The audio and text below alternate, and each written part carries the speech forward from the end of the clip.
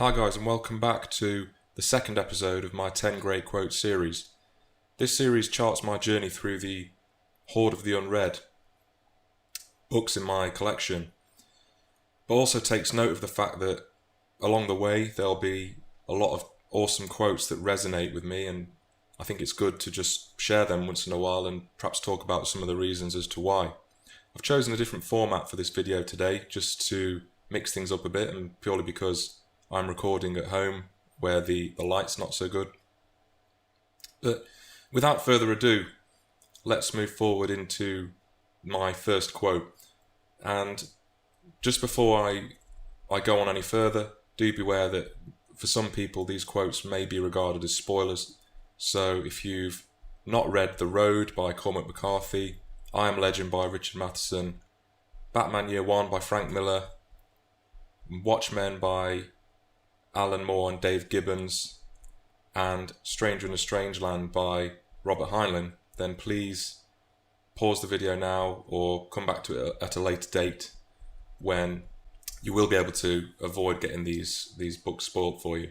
The first quote is from The Road, from the man to the boy, about remembering nasty things. So journeying through the wasteland, they've seen a lot of deplorable things along the way. And the quote is as follows: "You forget some things, don't you? Yes. You forget what you want to remember, and you remember what you want to forget." So the boy has asked him about the things that he's forgotten, and the man basically replies to him, yeah, the unwanted things stay in the mind. So whether that be dead people, dead bodies, the terrible things that have happened to the world. And I just thought that was notable, and it's certainly true of the world at large that we live in. The second quote is also from The Road, in my opinion, about man's motivation, the man's motivation. "They slept huddled together in the dark and the cold. He held the boy close to him, so thin. 'My heart,' he said, 'my heart.' But he knew that if he were a good father still, it might be as she had said, that the boy was all that stood between him and death." This illustrates for me the fact that the boy symbolises the innocence, all that is good and pure in the world, and it's really the only thing that is worth soldiering on for every day. The next quote is from I Am Legend by Richard Matheson, and it reveals the importance of checking the car. Throughout the book, Robert's car is his only means of navigating the area that he lives in and getting supplies, generally going about his daily business. He checked the oil, water, battery water, and tyres. Everything was in good condition. It usually was, because he took special care of the car. If it ever broke down so that he couldn't get back to the house by sunset, well, there was no point in even worrying about that. If it ever happened, that was the end. It just illustrates to me the fact that everything depended on that vehicle. And Robert is beautifully aware that if the car ever did manufacture problems when he was out exploring, there really would be no going back. The next quote, also from I Am Legend. This is definitely a spoiler because it's a concluding, powerful quote from the end of the book that really distinguishes to me the film from the book, and it's very, very important. "Robert Neville looked out over the new people of the earth. He knew he did not belong to them. He knew that, like the vampires, he was anathema and black terror to be destroyed. And abruptly the concept came, amusing to him even in his pain. A coughing chuckle filled his throat. He turned and leaned against the wall while he swallowed the pills. Full circle, he thought, while the final lethargy crept into his limbs. Full circle. A new terror born in death. A new superstition entering the unassailable fortress of forever. I Am Legend."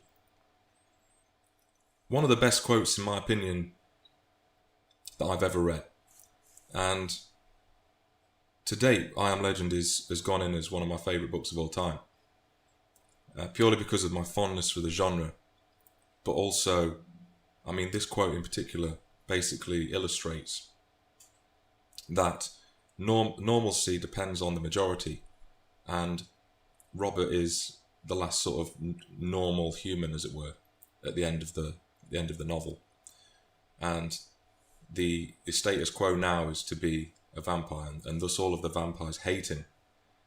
And it basically just summarises far more poetically than I can articulate what he must have been feeling in his final moments.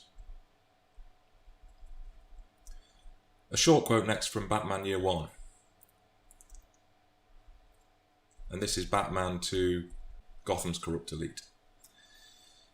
Ladies, gentlemen, you have eaten well. You've eaten Gotham's wealth, its spirit. Your feast is nearly over. From this moment on, none of you are safe. And it symbolises to me the arrival of Batman on the scene, his statement to the corrupt and the powerful that he's arrived to actually exact justice on them. The next quote is from Watchmen by Alan Moore and Dave Gibbons, and it's the opening quote from the graphic novel from Rorschach. I'll try and do it in my best Rorschach voice. Rorschach's Journal, October 12th, 1985. Dog carcass in alley this morning. Tire tread on burst stomach. This city is afraid of me. I have seen its true face. The streets are extended gutters, and the gutters are full of blood, and when the drains finally scab over, all the vermin will drown. The accumulated filth of all their sex and murder will foam up about their waists, and all the whores and politicians will look up and shout, "Save us!" And I'll whisper, "No." This quote serves to illustrate Rorschach's, despite having a British accent, Rorschach's moral integrity, but also his moral absolutism. So he is the bringer of vengeance and the bringer of justice to the city in his eyes. And it symbolises his black and white attitude. So that moral absolutism is reflected in his mask that is forever moving around with the black and white colours. And I just think it's a badass quote. The next one, also from Watchmen, it's Dr. Manhattan talking to Laurie. It's the Silk Spectre. "We're all puppets, Laurie. I'm just a puppet who can see the strings." So, to Dr. Manhattan, he is still ultimately at the whim of the universe, even though he's blessed with these superhuman abilities, and he's an omnipotent being. But even then he can see that he is essentially being manipulated. No, not everyone can see that.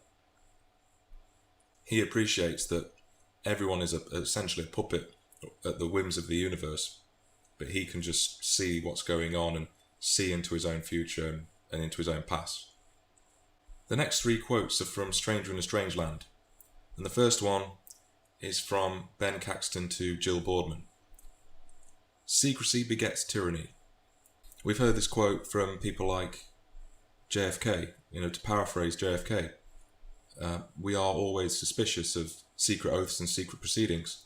It comes from, again, we can apply that to the present day. I mean, so often authors write in this dystopian future environment, but really what they're trying to do is make a statement about the world that they currently live in. All the secret stuff going on with regards to the NSA, for instance, the Edward Snowden affair, and this quote certainly does resonate with that. I thought this one was a bit more amusing.